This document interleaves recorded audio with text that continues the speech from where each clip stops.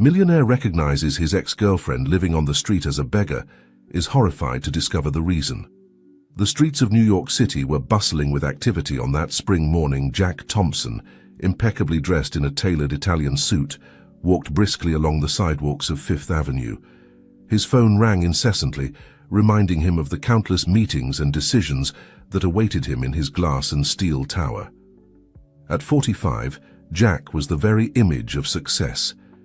He had built a tech empire from scratch, and his face regularly adorned the covers of business magazines. However, as he dodged hurried tourists and office workers, a feeling of emptiness invaded him, as it always did when he allowed himself to let his guard down. It was then that he saw her. On the street corner next to a dilapidated flower stand, a familiar figure caught his attention. Jack's heart skipped a beat as he recognized her. Lucy Martinez, his ex-girlfriend from his youth, the love he thought he had forgotten. But this Lucy was barely a shadow of the woman he remembered. Her hair, once silky and shiny, looked dull and unkempt. Her clothes, once elegant, now looked worn and too big for her thin frame. Her eyes, which once sparkled with ambition and joy, now showed a deep sadness. Jack stopped in his tracks, unable to process the scene before him. Lucy, lost in her thoughts, hadn't noticed him yet. For a moment, he considered going on his way, pretending he hadn't seen her, but something inside him, a mixture of curiosity and an emotion he couldn't name, compelled him to approach. Lucy! His voice sounded more uncertain than he would have liked. She looked up, surprised. Recognition flashed in her eyes, quickly followed by a mixture of shame and resignation. "Jack," she replied, quietly, "it's been a long time." The silence that followed was uncomfortable, laden with unasked questions and bittersweet memories. Jack observed how Lucy shrank slightly, as if she wanted to disappear. "How have you been?" he asked, aware of how inadequate the question sounded given the circumstances. Lucy gave a sad smile. "I've had better days," she replied with a touch of irony. Jack nodded, not knowing what to say. His mind traveled back to their college years, when they both shared dreams of conquest and success. Lucy had been brilliant, ambitious, full of life. Seeing her now so changed caused him a pang of pain and guilt. "Do you have time for a coffee?" The words left his mouth before he could think about them. Lucy hesitated, looking around as if searching for an exit. Finally, with a sigh of resignation, she nodded. "I suppose so," she said, in a voice that suggested she had nothing left to lose. As they walked to the nearest coffee shop, Jack couldn't stop thinking about the twists and turns life takes. How had they come to this point? What had happened to Lucy in all these years? And more importantly, why did he feel that this encounter was going to change his life forever? What neither of them knew at that moment was that this casual encounter on the streets of New York was just the beginning of a story that would test their hearts, reveal long-kept secrets, and force them to face their past in order to look to the future. The aroma of freshly brewed coffee filled the small establishment where Jack and Lucy sat down, a world apart from the bustle of the New York streets. The polished wooden table between them seemed like an abyss, laden with years of silence and divergent paths. Jack observed Lucy as she absent-mindedly stirred her coffee. Her hands, once well cared for and elegant, now showed signs of hard work and neglect. A lump formed in his throat as he thought about how much things had changed. "What happened, Lucy?" he finally asked, unable to contain his curiosity and concern. "The last time we saw each other, you had the world at your feet. You were about to graduate with honors. You had job offers from the best companies." Lucy looked up, a shadow of her old fire flashing in her eyes for an instant. "Life, Jack. Life happened," she replied with a bitter laugh. "Not everyone is lucky enough to have their dreams come." "True." Jack shifted uncomfortably in his seat, aware that his success now seemed like a mockery in the face of Lucy's situation. "Can I ask what happened after we broke up?" Lucy took a sip of coffee, as if seeking strength in the bitter drink. "After our breakup, I felt lost. You were my anchor, my companion on the road to success. Without you, everything seemed less bright, less attainable." She paused, lost in her memories. I met someone who seemed to understand my pain, who promised to take care of me and support me. At first, everything was perfect. He was attentive, caring, but things gradually changed. Jack listened attentively, a bad feeling growing in his chest. He became controlling, Lucy continued, her voice barely a whisper. He started isolating me from my friends and family. He criticized every decision I made before I knew it. I had left my job. I had lost contact with everyone who mattered to me. And the worst part is that I believed it was my fault, that I wasn't good enough. Jack felt anger growing inside him. Lucy, that's abuse. Why didn't you seek help? She shook her head, a sad smile on her lips. It's not that easy, Jack. When you're in that situation, you don't see clearly. You convince yourself that things will get better, that if you just try a little harder, everything will go back to how it was at the beginning. How long? Jack couldn't finish the question. 7 years, Lucy replied, her voice breaking slightly. 7 years of my life that vanished. When I finally found the strength to leave, I had nothing.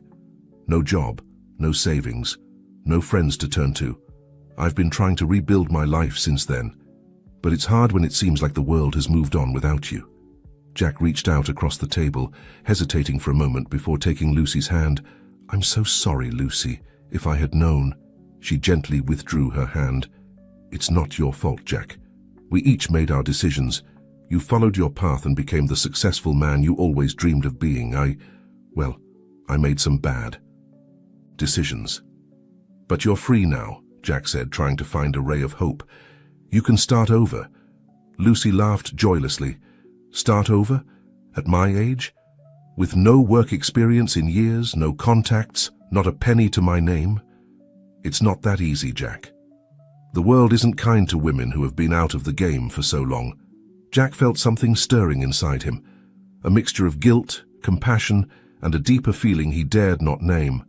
Let me help you, he said impulsively. Lucy looked at him in surprise. Help me? Why would you do that?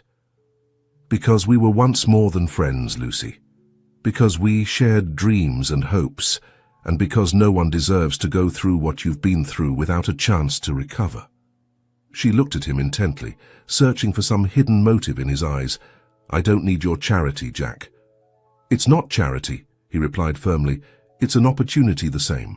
Opportunity you gave me years ago when you believed in me and my crazy ideas of starting a company. Let me return the favor. Lucy seemed to be fighting an internal battle. Her pride struggled against the need and hope for a better future. Finally, with a sigh of surrender, she nodded slightly. Okay, she said quietly. I accept your help. But on one condition. This is a loan, not a gift. I'll pay you back every penny when I'm back, on my feet. Jack smiled, feeling something inside him light up. Deal. As they left the coffee shop, neither of them was aware of how this decision was going to change their lives forever. The past they thought was buried was about to resurface, bringing with it secrets that would shake the foundations of everything. They thought they knew about themselves and each other. The story of Jack and Lucy was just beginning to unfold, and fate had surprises in store that neither of them could imagine. The days following the reunion at the coffee shop were a whirlwind of activity. Jack, moved by a mixture of compassion and a deeper feeling he still dared not name, devoted himself body and soul to helping Lucy rebuild her life. The first step was to find her a decent place to live. Jack insisted on renting a small but cozy apartment in a quiet neighborhood of Brooklyn. Lucy protested at first, arguing that it was too much, but Jack was inflexible. It's only temporary, he assured her. Until you can support yourself, Lucy reluctantly accepted, but Jack could see the relief in her eyes when they entered the apartment for the first time. It was modest compared to what he was used to, but for Lucy it represented a new beginning, a safe space after years of instability. The next step was to help her find a job. This proved to be more challenging. Despite her brilliant academic record, the years out of the job market had left Lucy at a disadvantage. Many employers looked at her skeptically when they saw the gap in her resume. Jack used his contacts, pulled strings, but made sure not to push too hard. He wanted Lucy to get the job on her own merits, not as a favor to him. Finally, after weeks of searching and interviews, Lucy got a position at a small publishing house. It wasn't her dream job, but it was a start, an opportunity to prove her worth and rebuild her confidence. Throughout this process, Jack and Lucy spent a lot of time together. At first, their interactions were tinged with awkwardness and unresolved tension.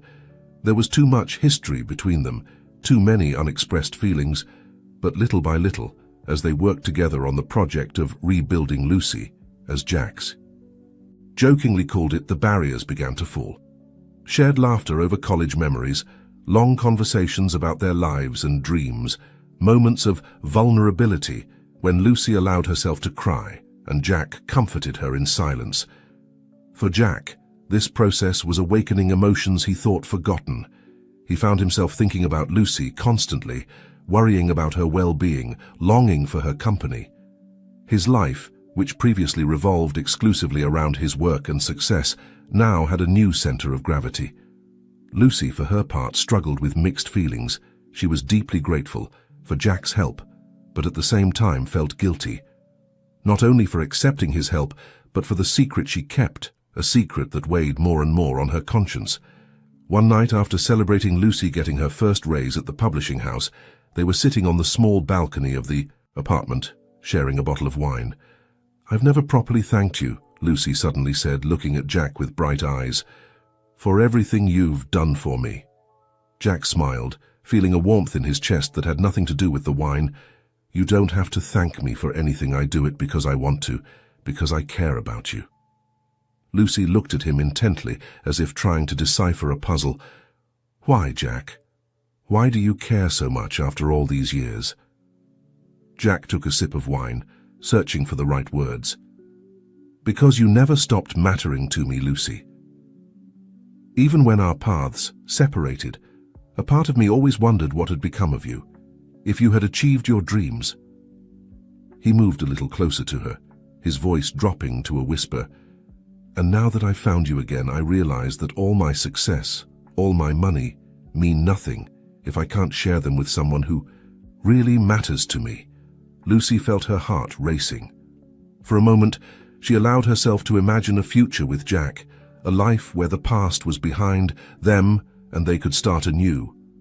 But then, the weight of her secret fell on her like a slab. "Jack, she began, her voice trembling slightly. "There's something I need to tell you." He looked at her, expectant, not knowing that the words he was about to hear would change his life forever. But before Lucy could continue, the doorbell of the apartment rang, breaking the moment. It was Lucy's neighbor, asking for help with an urgent domestic problem. The moment had passed. Lucy apologized and went to help her neighbor, leaving Jack alone on the balcony, confused and a little frustrated. As Jack waited, he couldn't stop thinking about what Lucy had been about to tell him. What secret was she keeping? And why did he feel that it was something that could change everything between them? The following days after the almost moment of revelation on the balcony were charged with unresolved tension. Lucy seemed to avoid being alone with Jack, always finding excuses to maintain a certain distance. Jack, for his part, was torn between respecting her space and his growing need to know what Lucy had been about to confess. One afternoon, while Jack was waiting for Lucy outside the publishing house to go to dinner, he saw something that left him cold. A man with an intimidating appearance approached Lucy as she was leaving the building. From a distance, Jack could see how Lucy's face paled, how her body tensed in a defensive posture he had never seen before. Without thinking twice, Jack quickly approached. "Lucy, is everything okay?" he asked, protectively placing himself by her side. The man looked Jack up and down, a mocking smile on his lips. Well, Lucy, looks like you've moved up in the world," he said in a tone that made Jack's blood boil. "Leave, Carl," Lucy said, her voice trembling but firm. "You have nothing to do here." Jack understood immediately this was Lucy's ex, the man who had abused her for years. He felt anger growing inside him, but he contained himself, knowing that a confrontation would only make things worse. "You heard her," Jack said, his voice calm but with a steel edge. "It's better if you go. Carl looked at both of them, his smile transforming into a sneer of contempt. "This isn't over, Lucy," he said before turning around and walking away. As soon as Carl disappeared from sight, Lucy collapsed. Jack held her as she trembled, silent tears running down her cheeks. "Come on," he said softly, guiding her towards his car. "I'll take you home." The trip back to Lucy's apartment was silent. Jack could feel the fear and anxiety emanating from her in waves. When they arrived, he accompanied her to her door, unsure if he should leave her alone. "Stay, please," Lucy whispered, and Jack nodded without hesitation. Once inside, Lucy collapsed on the couch, her body still shaking slightly. Jack sat beside her, gently taking her hand. "Do you want to talk about it?" he asked softly. Lucy took a deep breath, as if gathering all her strength. "I guess I owe you an explanation," she finally said. "You don't owe me anything, Lucy," Jack replied, "but I'm here to listen if you want to talk." She nodded and began to speak. She told him everything about her relationship with Carl, how it had started charmingly, and how little by little it had turned into a nightmare of control and abuse. She told him about the years of fear, of feeling trapped, of losing her identity. Jack listened in silence, his heart breaking with every word. He wanted to protect her. He wanted to erase all the pain she had suffered. "But there's something else," Lucy finally said, her voice barely a whisper. "Something I've been trying to tell you for days." Jack looked at her, expectant, feeling they were on the brink of something important. Lucy took a deep breath, gathering all her courage. "Jack, when we separated, I was pregnant." The world seemed to stop for Jack. Lucy's words echoed in his head, unable to process them completely. "What?" he finally managed to say, his voice barely audible. "I was pregnant," Lucy repeated, tears running down her cheeks. "With your child. But I was scared, confused, I didn't know what to do, and then I met Carl and he convinced me that I couldn't have the baby, that it would ruin my life." Jack felt like he couldn't breathe. A child, he had had a child and never knew it. What happened to the baby, he asked, fearing the answer. Lucy closed her eyes as if the memory was too painful. "I gave it up for adoption," she finally said. "Carl pressured me, told me it was for the best. I was so lost, so vulnerable, I agreed. But it has been the biggest regret of my life." Jack stood up, needing to move, to process the information. A child, he had a child somewhere. A child he never knew, who grew up without knowing who their biological parents were. "Why didn't you tell me?" he asked, his voice mixing pain and confusion. "Why did you wait so long?" "I was afraid," Lucy responded, her voice breaking. "Afraid of your reaction, afraid of facing what I had done, and then when you came back into my life helping me, I was afraid of losing you again." Jack turned to her, seeing the pain and regret in her eyes. He wanted to be angry. He wanted to yell at her for hiding something so important, but looking at her, so vulnerable and scared, he could only feel a deep sadness for everything they had lost. He knelt in front of her, taking her hands in his. "Lucy," he said softly, "I can't say I'm not hurt. This is huge, but I understand why you did it, and I'm not going to leave you alone in this." Lucy looked at him, surprised by his reaction. "You don't hate me?" Jack shook his head. "I couldn't hate you, Lucy, but I need time to process this, and we need to talk more, understand what this means for us, for our future." "Our future?" Lucy asked, a ray of hope in her voice. "Yes," Jack replied firmly, "because despite everything, my feelings for you haven't changed, and now we have to figure out what happened to our child." Lucy nodded, tears of relief and hope mixing with those of pain and regret. "We'll find them," she said, "together." As they embraced, both knew this was just the beginning of a long and difficult road. They had to face their past, search for their child, and try to build a future together despite the obstacles. But for the first time in a long time, both Jack and Lucy felt they had the strength to face whatever came, as long as they were together. The days following Lucy's revelation were an emotional whirlwind for both of them. Jack oscillated between shock sadness, and a fierce determination to find his child Lucy. For her part, dealt with a mixture of relief for finally sharing her secret and a deep fear of what the future might hold. Jack decided to take a break from his work to focus on the search. He used all his resources and connections to hire the best private investigators in the country. The task was not easy. More than 10 years had passed since the adoption, and privacy laws made access to records difficult. While the investigators worked, Jack and Lucy spent hours reviewing old documents, trying to remember any detail that might be useful. It was during one of these sessions that Lucy found an old letter she had completely forgotten about. "Jack, look at this," she said, her voice trembling with emotion. "It's a letter from the adoption agency. I never opened it. I was too scared at the time." With trembling hands, Jack opened the yellowed envelope. Inside was a brief note and a photograph. The note simply said, "Your son has been adopted by a loving family. We attach a photo for your peace of mind." The photograph showed a baby of about 6 months with big brown eyes and a toothless smile. Jack felt his breath catch. It was the first time he had seen his son. "He looks like you," Lucy whispered, tears in her eyes. Jack nodded, unable to speak. Seeing the photo of his son, a son he had never known, awakened an even greater determination in him. "We'll find him," he finally said, his voice firm. "No matter how long it takes us." Days turned into weeks, and weeks into months. The search proved to be more difficult than they had anticipated. Every lead that seemed promising ended in a dead end. Every time they thought they were close, they found themselves back at square one. Frustration began to take its toll on both of them. Jack became obsessive, spending entire nights reviewing reports and following leads. Lucy, for her part, sank into a spiral of guilt, constantly blaming herself for having given their son up for adoption. It was during one of these low moments that they received the first real clue. One of the investigators had managed to trace the case to a small town in upstate New York. "We have a name," the investigator said over the phone. "The adoptive family's last name is Johnson. They live in Millbrook."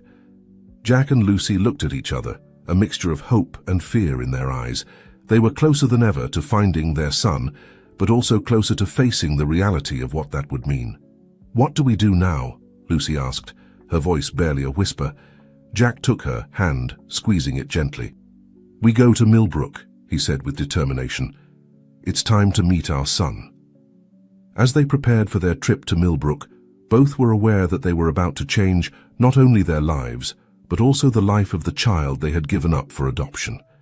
The excitement of being close to finding him mixed with the fear of how he would react, how his adoptive family would react. Would he be willing to meet them? Would he hate them for having given him up for adoption? How would this affect the family that had raised him all these years? These questions tormented them as they boarded the plane to Millbrook, towards an uncertain future, but full of possibilities. What they didn't know was that fate had more surprises in store than they could imagine, and that their search was about to take an unexpected turn that would test their love, their determination, and their ability to forgive. The plane landed at Stewart International Airport on a rainy afternoon. Jack and Lucy disembarked with a mixture of nervousness and anticipation. Millbrook, with its tree-lined streets and historic architecture, seemed a world apart from the bustling New York City they had left behind. They checked into a small bed and breakfast in the center of town, from where they planned to begin their search. The investigator had provided them with an address, 23 Oak Street, the Johnson family's house. "Do you think we should go directly?" Lucy asked as they unpacked in their room. Jack ran a hand through his hair, a gesture Lucy had learned to recognize as a sign of his nervousness. "I don't know," he admitted. "Part of me wants to run there right now, but what if they're not prepared to see us? What if we scare him?" Lucy nodded, understanding his doubts perfectly. They were the same ones that tormented her. They decided to take a walk around town to clear their heads. As they strolled down the quaint main street, passing by the historic tribute garden, Jack noticed that Lucy was trembling slightly. "Are you okay?" he asked. Taking her hand, Lucy shook her head. "I'm scared, Jack," she admitted. "What if he hates us? What if his adoptive family doesn't want us to approach him?" "Jack, hugged her in the middle of the street, not caring about the curious glances from passers-by. "We can't control how they'll react," he said softly, "but we're in this together. Whatever happens, we have each other." Lucy nodded against his chest, finding comfort in his words and his embrace.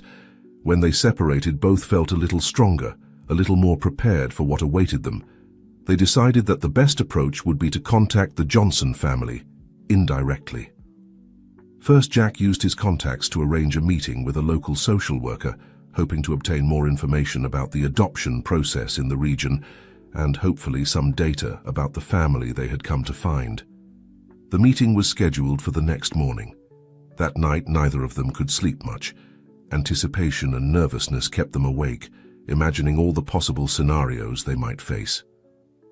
The next morning, they headed to the social services office. The social worker, a middle-aged woman named Sarah, greeted them with a kind but professional smile. "I understand you're looking for information about an adoption," she said. After the initial introductions, Jack nodded. "Yes, we're looking for our biological son. He was given up for adoption a little over 10 years ago." Sarah looked at them with a mixture of understanding and caution. "I understand this must be very important to you," she said softly. "But you must understand that adoptions are complex legal processes designed to protect all parties involved, especially the children." Lucy felt her heart sink. "Are you saying we can't find him?" Sarah shook her head. "Not exactly. But the process must follow certain protocols. We can't simply give you information about the adoptive family without their consent." Jack leaned forward. "We understand and respect that. But is there any way you could contact the family on our behalf? Explain the situation to them?" Sarah seemed to consider the idea. "It might be possible," she finally said, "but I would need more details about the adoption. Dates, names, any documents you have." Lucy took out the letter they had found, the one containing the photo of their son as a baby. She handed it to Sarah with trembling hands. Sarah examined the letter and the photo carefully. Suddenly her expression changed. A mixture of surprise and something else that Jack couldn't identify crossed her face. "Is something wrong?" he asked, noticing the change in her demeanor. Sarah looked at them and then looked back at the photo. "I know this child," she finally said. Jack and Lucy looked at each other, surprised. "How is that possible?" Lucy asked Sarah, sighed deeply. "Because I was the one who handled his adoption case and because I've seen him grow up." The silence that followed this statement was deafening. Jack was the first to recover his voice. "What do you mean you've seen him grow up?" Sarah seemed to struggle internally for a moment before responding. "The Johnson family, they're my neighbors. I've seen your son, Michael, grow up all these years." Lucy brought a hand to her mouth, stifling a sob. Jack put an arm around her, trying to maintain his composure. "Please," he said, his voice barely a whisper. "We need to know more. How is he? Is he happy?" Sarah looked at them with compassion. "Michael is a wonderful boy, intelligent, kind, full of life. His adoptive parents adore him and have given him a life full of love and opportunities." Lucy cried silently, a mixture of relief and pain in her tears. Knowing that their son was well, that he was happy, was a comfort, but it also made the loss of all those years they hadn't shared with him more real. "What can we do now?" Jack asked. "Is there any way we can meet him?" Sarah looked at them seriously. "This is a very delicate situation. Michael doesn't know he's adopted. His parents have always planned to tell him, but they haven't done it yet. Introducing you into his life now could be very confusing and potentially harmful to him." Jack felt frustration growing inside him. They had come so far, they were so close, and now it seemed there was an insurmountable wall between them and their son. "But he has the right to know the truth," he argued. "We have the right to meet him." Sarah nodded understandingly. "I understand your point of view, but you must also think about what's best for Michael. This kind of revelation can be traumatic if not handled properly." Lucy, who had been silent, finally spoke. What if we wait?" she said softly. "If we give his parents time to tell him the truth?" Jack looked at her, surprised. "Lucy, We've waited so long. She took his hand. I know, but Sarah is right. We have to think about what's best for Michael. We can't burst into his life and turn it upside down. Sarah seemed relieved by Lucy's suggestion. I think that would be the best option. I can talk to the Johnsons, explain the situation to them, give them time to process this information and decide how and when to talk to Michael. Jack wanted to protest, wanted to demand to see his son immediately, but looking at Lucy, seeing the determination and love in her eyes, he knew she was right. They had waited more than 10 years. They could wait a little longer if it meant doing things right. Okay, he finally said, we'll wait. But please keep us informed, and if there's anything we can do. Sarah nodded. I promise I'll do everything I can to handle this in the best way for everyone. Michael is an extraordinary child, and he deserves to know the truth about his origins, but we need to do it the right way. As they left Sarah's office, Jack and Lucy felt overwhelmed by a mixture of emotions. They were so close to their son, and yet they were still so far away, but for the first time in years they had hope. They knew their son was well, that he was happy, and although the road ahead was still uncertain, at least now they had a direction. Do you think we did the right thing? Jack asked as they walked back to their bed and breakfast. Lucy squeezed his hand. I think we're doing what's best for Michael, and that's the most important thing. As they walked through the streets of Millbrook, both wondered if they had ever crossed paths with their son without knowing it. If any of the children they had seen playing in the park or coming out of school could have been Michael. It was an idea that filled them with longing and hope at the same time. What they didn't know was that fate had prepared an encounter that none of them could have anticipated, an encounter that would test their patience, their love, and their ability to forgive. The days in Millbrook turned into a strange mixture of anxious waiting and cautious exploration. Jack and Lucy decided to stay in town, unable to leave, knowing their son was so close. They spent their days walking the tree-lined streets, visiting the local farmers' market, strolling through the Innisfree garden, always with the hope of catching a glimpse of Michael, even if from afar. One afternoon, while walking through, Jack stopped it with his foot. The boy they believed to be Michael ran towards them. Excuse me, sir, can you pass me the ball? He said with a kind smile. Jack felt a lump form in his throat. He gently kicked the ball towards the boy. Here you go, he managed to say. Nice game you've got going there. The boy smiled even more widely. Thanks, we're practicing for the school tournament. Do you like soccer? Before Jack could answer, a voice called from the group of children. Michael, come on, it's your turn to kick off. The boy, Michael, they were now sure, waved goodbye and ran back to his friends. Jack and Lucy stood there, stunned by the brief encounter. They had talked to their son, had heard his voice, had seen his smile. It was more than they had expected, and at the same time it wasn't enough. He's perfect, Lucy whispered, tears rolling down her cheeks. Jack hugged her, feeling his own tears threatening to fall. He is, he agreed, and he seems happy. They watched the game for a while longer, drinking in every movement of Michael, trying to memorize every detail of their son. Finally, when the sun began to set and the children started to disperse, they decided to leave. As they walked back to their bed and breakfast, a whirlwind of emotions enveloped them, joy at having seen their son, pain at not being able to reveal who they were, fear of what the future might hold. Do you think we should tell Sarah we saw him? Lucy asked. Jack thought about it for a moment. Maybe we should. It might help speed things up with the Johnsons. They decided to stop by Sarah's office the next day. When they told her about their encounter in the park, Sarah seemed worried. I understand how difficult this must be for you, she said sympathetically. But you need to be careful. If the Johnsons see you hanging around Michael, they might get scared and complicate things. We weren't hanging around, Jack protested. It was a coincidence. Sarah sighed. I know, but try to understand their perspective. They've raised Michael as their own for over a decade. The idea of his biological parents suddenly appearing in his life is probably terrifying for them. Lucy nodded, understanding. Have you talked to them? Do they know we're here? Yes, I've talked to them, Sarah confirmed. They're processing the information. It's a lot to take in. They've asked for some time to decide how to handle the situation. Jack felt frustration growing inside him. How much longer do we have to wait? We've already lost 10 years. Sarah looked at them with compassion. I understand your impatience. But think about Michael. We need to do this the right way for him. They left Sarah's office feeling discouraged, the joy of having seen Michael now mixed with the frustration of not being able to do anything more. Maybe we should go back to New York, Lucy suggested that night at the bed and breakfast. Being here so close and yet so far is torture. Jack shook his head. I can't leave, Lucy. Not now that we've seen him. What if the Johnsons decide to talk to him? I want to be close. Lucy understood perfectly how he felt.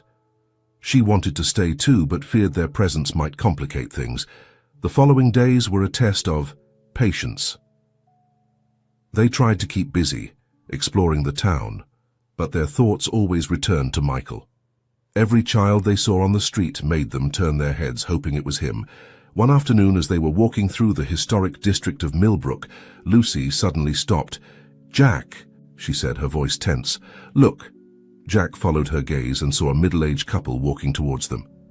Between them was Michael, holding their hands and laughing about something. That's the Johnsons, Lucy whispered. Jack felt his heart race. He wanted to approach them, introduce himself, but he knew he couldn't. Instead, they stood there, paralyzed, watching as the family, their son and the people who had raised him, approached. It was then that Michael saw them. His eyes lit up with recognition. Look, Dad, he said, pulling on the man's hand. It's the man from the park, the one who gave me back the ball. The Johnsons looked in their direction, and Jack could see the exact moment they recognized who they were. The woman tightened her grip on Michael's hand a little, while the man took a protective step forward. For a moment, the five of them stood there in the middle of the street. In a tense silence laden with emotions, Michael, oblivious to the situation, smiled and waved at Jack. It was Mrs. Johnson who broke the silence. Michael, honey, why don't you go look at that candy store over there? Dad and I need to talk to these people for a moment. Michael nodded enthusiastically and headed to the store, but not before saying goodbye to Jack and Lucy with a cheerful, bye. Once Michael was out of earshot, Mr. Johnson spoke, his voice tense but controlled. You're Michael's biological parents, aren't you? Jack nodded, feeling his throat dry. Yes, we are. I'm Jack, and this is Lucy. We didn't mean it wasn't our intention to run into you like this. Mrs. Johnson looked at them with a mixture of fear and defiance. What is it that you want? Sarah told us about you, but we didn't expect to see you like this. On the street. Lucy took a step forward, her eyes full of tears. We're so sorry, we didn't mean to scare you. We just wanted to meet Michael, to know that he's okay. Mr. Johnson's face softened a bit. Michael is more than okay. He's a wonderful boy, happy and loved. We know, said Jack, and we're eternally grateful for that you've given him the life we couldn't give him at that time. An uncomfortable silence fell. The Johnsons seemed to be struggling internally, trying to decide what to do or say next. Finally, Mrs. Johnson spoke. Look, we understand this must be difficult for you, but Michael is our son. We've raised him. We've loved him from day one. You can't just show up and expect... We don't expect anything, Lucy interrupted softly. We just want the opportunity to get to know him, to be part of his life in some way, if possible, but we completely respect that you are his parents. The Johnsons exchanged a look. They seemed to be having a silent conversation. We need time, Mr. Johnson finally said. Time to process all of this, to decide how and when to tell Michael. We can't just turn his world upside down overnight. Jack nodded. We understand and we'll respect your decision, whatever it may be. But please, Lucy added, don't shut us out completely. We've waited so long. Mrs. Johnson seemed to soften a bit. I promise we'll think about it carefully. Michael deserves to know the truth about his origins, but we need to do it the right way, at the right time. At that moment, Michael came out of the candy store, a piece of candy in his hand and a bright smile on his face. The five adults, tensed, aware of how close they were to changing the boy's life forever. Can we go home now, Mom? Michael asked, oblivious to the tension. Surrounding him, Mrs. Johnson forced a smile. Of course, honey, let's go home. Before leaving, Mr. Johnson turned to Jack and Lucy. "We'll let you know our decision through Sarah. Please don't try to contact Michael directly." Jack and Lucy nodded, watching as the family walked away. Michael turned back one last time, waving, "Bye, soccer ball man." When the family disappeared from view, Jack and Lucy collapsed onto a nearby bench, overwhelmed by the intensity of the encounter. "What do we do now?" Lucy asked, her voice barely a whisper. Jack took her hand, intertwining his fingers with hers. "We wait, I guess, and we trust that the Johnsons will do the right thing." As the sun set over Millbrook, Jack and Lucy sat there in silence, processing what had just happened. They had been so close to their son, and yet they still felt so far away. But for the first time since they arrived in Millbrook, they felt they had taken a step forward, however small it might be. What they didn't know was that this unexpected encounter had set in motion a series of events that would change their lives, and Michael's forever. The road ahead was still uncertain, full of obstacles and difficult decisions, but now, at least, there was a glimmer of hope on the horizon. The days following the encounter with the Johnsons were an emotional roller coaster for Jack and Lucy. They alternated between hope that the Johnsons would decide to include them in Michael's life, and fear that they would decide otherwise. Every time the phone rang, their hearts skipped a beat, hoping it would be Sarah with news. Meanwhile, they tried to keep themselves busy. Jack worked remotely, managing his company from the small desk in their bed and breakfast room Lucy had started. Writing a journal, pouring into it all the thoughts and emotions she didn't dare express out loud one afternoon. While they were walking through the tribute gardens, Lucy suddenly stopped. "What if we've made a mistake, Jack?" she asked, her voice barely a whisper. "What if our presence here only complicates Michael's life?" Jack looked at her, surprised by the question. "What do you mean?" Lucy sighed, sitting down on a nearby bench. "Michael has a good life. He has parents who love him, friends, a stable life. Do we have the right to burst into all of that?" Jack sat down beside her, taking her hand in his. "Lucy, Michael deserves to know the truth about his origins, and we deserve the chance to get to know him, to be part of his life in some way." "I know," Lucy said, tears forming in her eyes. "But what if our presence confuses him? What if we do more harm than good?" Before Jack could respond, his phone rang. It was Sarah. "The Johnsons have made a decision," Sarah said without preamble. "They want to meet with you tomorrow at my office." Jack's heart raced. "Have they told you anything else? What's their decision?" "I'm sorry, I can't tell you more," Sarah replied, "but please come prepared for any outcome." After hanging up, Jack relayed the information to Lucy. They looked at each other, a mixture of hope and fear in their eyes. "Whatever happens tomorrow," Jack said, squeezing Lucy's hand, "we'll face it together." The night was long and sleepless for both of them. When morning finally came, they headed to Sarah's office with a mixture of anticipation and dread. The Johnsons were already there when they arrived, sitting next to Sarah's desk. The atmosphere was tense, loaded with contained emotions. "Thank you for coming," Sarah began once. Everyone was seated. "Mr. and Mrs. Johnson have made a decision regarding the situation with Michael." Mr. Johnson cleared his throat. "We've thought long and hard about this," he said, his voice calm but firm, "and we've decided that we're going to tell Michael the truth about his adoption." Jack and Lucy exchanged a look of surprise and relief. "But," Mrs. Johnson continued, "we want to do it at our own pace, in the way we believe will be least traumatic for him." "Of course," Lucy said quickly, "whatever is best for Michael." Mr. Johnson nodded. "We're going to start by talking to him about adoption in general. Then, little by little, we'll tell him his story, and if everything goes well, if he accepts it and is ready, then you can meet him formally." Jack felt a weight lift off his shoulders. It wasn't everything they had hoped for, but it was a start. "Thank you," he said, his voice laden with emotion. "You don't know how much this means to us." Mrs. Johnson looked at them, and for the first time, Jack saw understanding in her eyes. "We know this isn't easy for you either," she said softly, "but Michael is our priority." "And ours," Lucy added. "We only want what's best for him."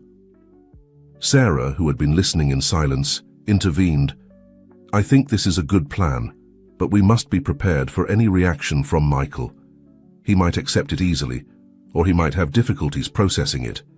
Everyone nodded, aware of the delicate situation they were embarking on. How long do you think this whole process will take? Jack asked. The Johnsons looked at each other. We can't put a time frame on it, Mr. Johnson said. It could be a few weeks or it could be months. It will depend on how Michael reacts at each stage. Jack and Lucy nodded, understanding the need for patience. Meanwhile, Mrs. Johnson said, We think it would be better if you returned to New York. Jack felt his heart sink. The idea of moving away from Michael, now that they were so close, was painful. We understand that you want to be close, she continued, seeing his reaction. But having you here in Millbrook, it's a constant temptation to run into Michael before it's time, and that could complicate things. Lucy took Jack's hand, giving it a comforting squeeze. They're right, she said softly. We must do what's best for Michael. Jack nodded slowly, accepting the logic of the situation, even though his heart protested. We'll keep you informed of every step, Mr. Johnson promised. And when the time is right, we'll call you to come and meet Michael formally. After agreeing on the final details and exchanging contact information, the meeting came to an end. Thoughtfully, I think we're doing what's best for Michael, she replied, and that's the most important thing. Jack nodded, sitting next to her. It's just that now that we've seen him, that we've been so close, the idea of going back to New York and waiting... I know, Lucy said, taking his hand, but think about how far we've come. A few weeks ago, we didn't even know where Michael was. Now not only do we know, but we have the promise that someday we can be part of his life. Jack smiled weakly. You're right. It's just that the wait is going to be difficult. It will be, Lucy agreed, but we'll be in this together, and when the time finally comes to meet Michael officially, it will have been worth every second of waiting. The next morning, as they boarded the plane back to New York, both felt a mixture of emotions, sadness for leaving Millbrook and the thoughtfully, I think we're doing what's best for Michael, she replied. And that's the most important thing, Jack nodded, sitting next to her. It's just that now that we've seen him, that we've been so close, the idea of going back to New York and waiting... I know, Lucy said, taking his hand, but think about how far we've come. A few weeks ago, we didn't even know where Michael was. Now not only do we know, but we have the promise that someday we can be part of his life. Jack smiled weakly. You're right. It's just that the wait is going to be difficult. It will be, Lucy agreed, but we'll be in this together. And when the time finally comes to meet Michael officially, it will have been worth every second of waiting. The next morning, as they boarded the plane back to New York, both felt a mixture of emotions, sadness for leaving Millbrook and the proximity of Michael, but also hope for the future that was opening up before them. The following weeks in New York were an exercise in patience. Jack immersed himself in his work, trying to keep busy. Lucy returned to her job at the publishing house with renewed enthusiasm, channeling her energy into the manuscript she edited every few days. They received an update from Sarah or the Johnsons. The first messages were brief. We've started talking to Michael about adoption in general. He seems curious but doesn't suspect anything yet. Michael asked some questions about adopted children today. He seems to be processing the information well. Each message made their hearts beat faster, knowing they were one step closer to their son. It was almost 2 months after their return to New York when they received the call they had been waiting for. It was Mr. Johnson. We've told Michael about his adoption, he said, his voice a mixture of relief and anxiety. He took it well as can be expected. He has a lot of questions. Of course. Jack and Lucy looked at each other, their eyes full of tears of joy and anticipation. Have you told him about us? Jack asked, barely able to contain his excitement. There was a pause on the other end of the line. Yes, Mr. Johnson finally responded. We've told him that his biological parents are looking for him, that they want to meet him. And how did he react? Lucy asked, her voice barely a whisper. He's curious, Mr. Johnson said. A little scared, a little excited. He has a lot of questions about you. Jack felt his heart swell with love for this child he barely knew, but already loved with all his soul. "What happens now?" he asked. "We think it's time," Mr. Johnson said. "If you're willing, we'd like to arrange a meeting. Something small, informal, so Michael can meet you." Lucy stifled a sob of joy. "Of course," she said. "We'll be there whenever you say." After agreeing on the details, they hung up the phone. Jack and Lucy looked at each other, a mixture of emotions on their faces: joy, fear, anticipation, love. "We're going to meet our son," Jack said, his voice filled with wonder. Lucy nodded, tears running down her cheeks. "After so long, we're finally going to be a family." They embraced, aware that they were on the brink of a new chapter in their lives, a chapter full of challenges, no doubt, but also full of love and possibilities.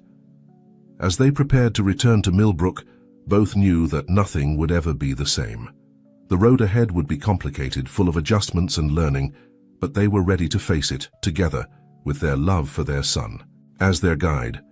What they didn't know was that fate had one last surprise in store, a revelation that would test everything they thought they knew about love, family, and forgiveness. The journey back to Millbrook was a mixture of anticipation and nervousness for Jack and Lucy. Each mile that brought them closer to the town also brought them closer to Michael, to the moment they had been waiting for so long. They arrived in Millbrook a day before the scheduled meeting, checking into the same bed and breakfast they had occupied during their previous stay. That night, neither of them could sleep much, their minds filled with questions and imaginary scenarios about how the meeting with Michael would go. The morning of the big day dawned, sunny and warm, as if the weather wanted to reflect the hope they felt. They dressed carefully, wanting to make a good impression, but without appearing too formal. "Do you think he'll like us?" Lucy asked as she looked in the mirror, nervously adjusting her blouse. Jack approached her, wrapping his arms around her from behind. "He'll love you," he said softly. "You're his mother, after all." Lucy turned in his arms, looking at him with eyes full of emotion. "And you're his father. We're in this together, right?" "Always," Jack replied, kissing her gently. The meeting was scheduled to take place in a park near the Johnsons' house. When Jack and Lucy arrived, they saw the family already seated on a bench near a small pond. Michael was between his adoptive parents, his small figure radiating a mixture of curiosity and nervousness. As they approached, Jack felt his heart beating faster and faster. This was the moment they had been waiting for more than a decade. The Johnsons saw them coming and stood up. Michael looked at them with big, curious eyes, slightly squeezing his adoptive mother's hand. "Michael," Mrs. Johnson said softly, "these are Jack and Lucy. They are your biological parents." There was a moment of silence as Michael looked at them, his eyes moving from one to the other. Lucy held her breath, afraid to make any movement that might scare the boy. Finally, Michael spoke. "Hello?" he said shyly. Are you the ones who had me in your tummy?" Lucy felt tears fill her eyes. "Yes, sweetheart," she said softly. "I carried you in my tummy." Michael nodded, processing the information. Then he looked at Jack. "And you're my other dad?" Jack knelt down to be at Michael's level. "Yes, I am," he said, his voice breaking with emotion. Michael looked at both of them for a moment longer, and then, to everyone's surprise, he stepped forward and hugged them. It was a quick hug, almost shy, but it was enough for Jack and Lucy to feel their hearts melt. The next few minutes were a whirlwind of emotions. They all sat down together, and Michael began to ask questions, his natural curiosity overcoming his initial shyness. "Why did you give me up for adoption?" he asked at one point, his voice small but firm. Jack and Lucy exchanged a look. They had anticipated this question, but hearing it from their son's mouth was still painful. "Michael," Lucy began softly, "when you were born, we were very young and we weren't prepared to be parents. We wanted the best for you, and we knew we couldn't give you everything you deserved at that time." "It was the hardest decision we've ever made in our lives," Jack added, "but we did it because we loved you and wanted you to have the best life possible." Michael nodded, seeming to understand despite his young age. "And now," he asked, "do you want to be my parents now?" Lucy felt her heart tighten.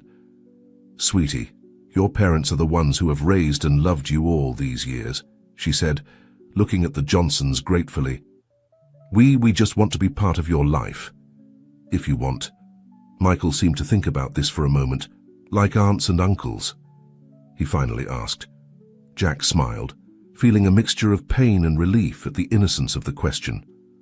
Something like that, he said. We can be whatever you want us to be.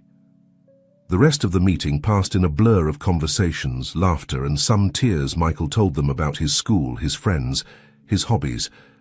Jack and Lucy drank in every word, every gesture, trying to make up for a decade of lost moments. When it came time to say goodbye, Michael surprised them again by hugging them on his own initiative. Will I see you again? He asked if you want, and if your parents agree, we'd love to see you again, Jack said, looking at the Johnsons for confirmation. The Johnsons nodded. We can arrange more visits, Mr. Johnson said, step by step. As they watched Michael walk away with the Johnsons, Jack and Lucy stood in silence, overwhelmed by the intensity of the emotions they had experienced. He's perfect, Lucy finally whispered. Jack nodded, hugging her. He is, and he's our son. That night, back at the bed and breakfast, Jack and Lucy talked for hours about the meeting, reliving every moment, every word. They were euphoric, grateful for the opportunity they had been given. But as they prepared for bed, Lucy noticed that Jack seemed thoughtful. What's wrong? She asked. Worried, Jack looked at her, a strange expression on his face. There's something that keeps nagging at me, he said slowly. Something. About Michael, something familiar. What do you mean? Lucy asked, confused. I don't know exactly, Jack replied. It's just a feeling, as if there's something we're overlooking. Lucy frowned, trying to understand. Do you think there's something else we should know? Jack shrugged. Maybe it's nothing, but I can't shake the feeling that there's a piece of the puzzle we're missing. As they lay down to sleep, neither of them could imagine that Jack's feeling was more than just a hunch. It was the prelude to a revelation that would shake the foundations of everything they thought, they knew, a truth that would change the course of their lives forever. The days following their first meeting with Michael were a whirlwind of emotions for Jack and Lucy. They agreed to stay in Millbrook for a while longer, hoping to have more opportunities to see their son, the Johnsons, showing a generosity that Jack and Lucy couldn't help but be grateful for. Agreed to organize more meetings, always under their supervision and with Michael's well-being as the priority. Every time they saw Michael, Jack felt that sense of familiarity grow. There were gestures, expressions, even ways of speaking that seemed strangely familiar to him, but he couldn't place why. One afternoon, after a picnic in the park with Michael and the Johnsons, Jack decided he needed to investigate further. While Lucy was taking a nap at the bed and breakfast, he headed to Sarah's office, the social worker who had handled Michael's adoption. Jack, Sarah said, surprised to see him, I wasn't expecting you today. Is everything okay? Jack sat down, feeling uncomfortable but determined. Sarah, I need to ask you a question, and I need you to be completely honest with me. Sarah looked at him, cautiously. Of course, what is it about? Is there anything else I should know about Michael's adoption? Anything that maybe Lucy or I haven't been told? Sarah seemed to tense slightly. Jack, all the relevant information about Michael's adoption has already been provided to you. I don't understand what else you could be looking for. But Jack wasn't satisfied. There was something in Sarah's reaction that fueled his suspicion. Sarah, please, if there's anything else, I need to know. It's important. Sarah looked at Jack for a long moment, as if she was fighting an internal battle. Finally, she let out a deep sigh and got up to close her office door. There is something, she said quietly, sitting back down. Something that wasn't told to you or Lucy. Something that the Johnsons don't know either. Jack felt his heart speed up. What is it, Sarah? Please tell me, Sarah. Closed her eyes for a moment, as if gathering strength. When she opened them, she looked directly at Jack. Michael. Michael is not Lucy's biological son. The words fell like a bomb in the small office. Jack felt the world stop around him. What? He finally managed to say, his voice barely a whisper. But Lucy was pregnant. She gave Michael up for adoption. Sarah nodded slowly. Yes, Lucy was pregnant, but there were complications during the delivery. The baby didn't survive. Jack felt like he couldn't breathe. Then how? There was another baby, Sarah continued, her voice laden with emotion. A baby born on the same day, in the same hospital. His mother died during childbirth, and he had no other relatives. When Lucy decided to give her baby up for adoption, the doctors, they made a decision. Jack stood up from his chair, unable to sit. Still, are you telling me they gave Lucy a baby that wasn't hers? That they lied to her? Sarah nodded, tears forming in her eyes. They did it with good intentions. They thought it would be better for everyone. Lucy wouldn't have to deal with the loss of her baby, and the other baby would have a chance to have a family. Jack ran his hands through his hair, trying to process the information. But I am Michael's father, right? Sarah shook her head. No, Jack. Neither you nor Lucy are biologically related to Michael. The silence that followed was deafening. Jack sat down again, feeling completely overwhelmed. Why are you telling me this now? He finally asked. Sarah looked at him sadly. Because you deserve to know the truth, and because Michael might need this information in the future, for medical reasons. Jack nodded mechanically, his mind still trying to process the enormity of what he had just discovered. What do I do now, Sarah? He asked, his voice breaking. How do I tell this to Lucy? To the Johnsons? To Michael? Sarah leaned forward, taking Jack's hands in hers. You don't have to make any decisions right now. Take your time to process this, and when you're ready, I'll be here to help you navigate this situation. Jack left Sarah's office feeling as if he were in a dream. The streets of Millbrook seemed unreal, blurry. His mind kept spinning around the revelation. As he walked back to the bed and breakfast, a new reality began to settle in him. Michael, the boy he had come to love as a son in these few weeks, was not biologically his nor Lucy's. But that didn't change the feelings they had developed for him and Lucy. How was he going to tell Lucy that the son she thought she had given up for adoption had never existed? That she had been carrying the guilt and pain of that decision for more than a decade, all based on a lie? When he arrived at the bed and breakfast, Lucy was waiting for him, a smile on her face that quickly faded when she saw his expression. Jack, what's wrong? She asked, worried. You look like you've seen a ghost. Jack looked at her, his heart breaking for the pain he knew he was about to cause her, but he knew he couldn't hide the truth from her. Not now. Not after everything they had been through together. Lucy, he said softly, taking her hands in his, we need to talk. There's something you need to know. And so, with the sun setting over Millbrook, Jack began to tell a story that would change their lives forever. A story of loss, of deception, but also of love and the true nature of family. What neither of them knew at that moment was that this revelation, although painful, would open the door to a new understanding of love and family, and would lead them to make decisions they never would have imagined. The silence that followed Jack's revelation was deafening. Lucy stared at him, her face a mask of disbelief and pain. No, she finally whispered. It can't be true. Jack moved closer to her, trying to take her in his arms, but Lucy stepped back. Don't touch me, she cried, tears beginning to run down her cheeks. How can you tell me this? How can you tell me that the child I carried in my womb, the child I gave up for adoption, never existed? Lucy, please, Jack pleaded. I know it's hard to believe, but Sarah confirmed it. She has the records. No, Lucy interrupted. It can't be true. I felt him grow inside me. I felt him move. I gave birth to him. Jack felt his own heart breaking as he watched. Lucy's pain. I know, love, and I'm so sorry, but our baby didn't survive. Lucy collapsed to the floor, sobbing uncontrollably. Jack knelt beside her, wrapping her in his arms. This time, she didn't push him away.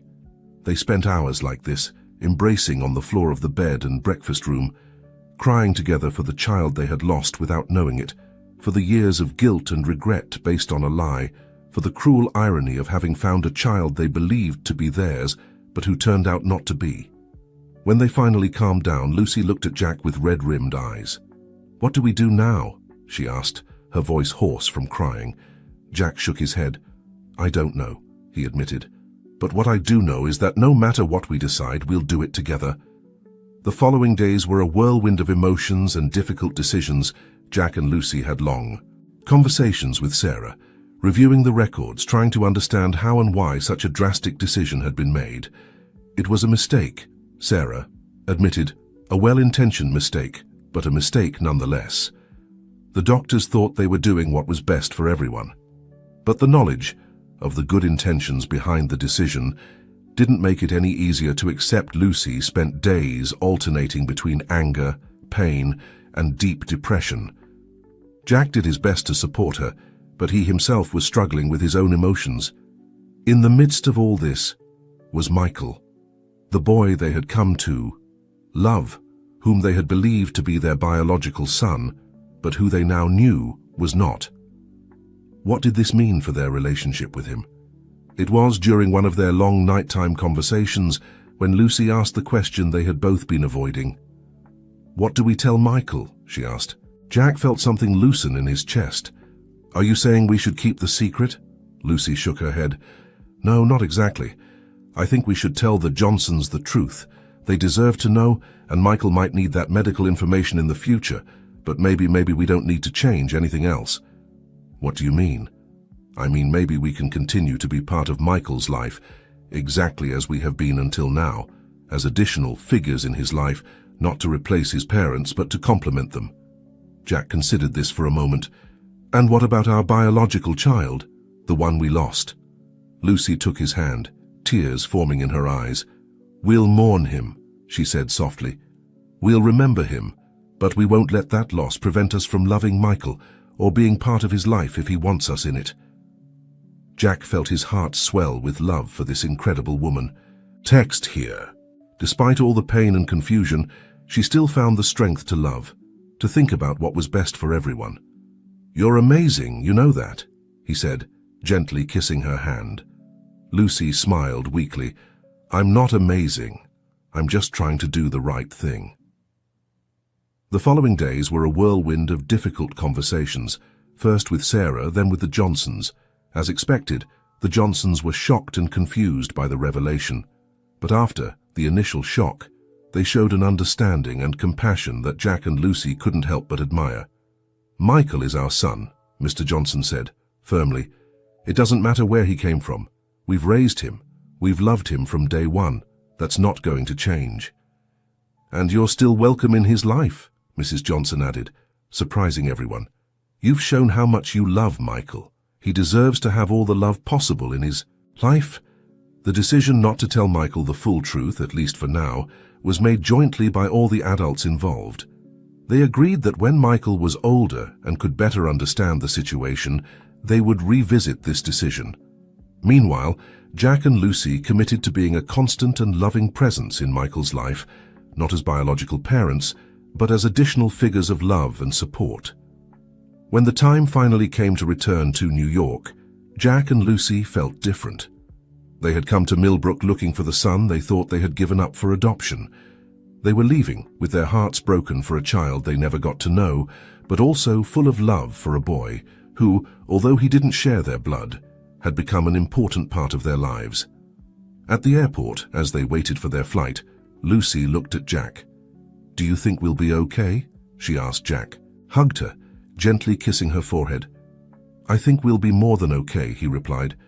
"We've been through a lot, but we've done it together, and now we have Michael in our lives. Different circumstances, different roles, but still, it's a blessing." Lucy nodded, resting her head on Jack's shoulder. "You're right, it's not the family we expected, but it's the family we have, and I love it." As they boarded the plane, both felt they were closing a chapter in their lives and beginning a new one.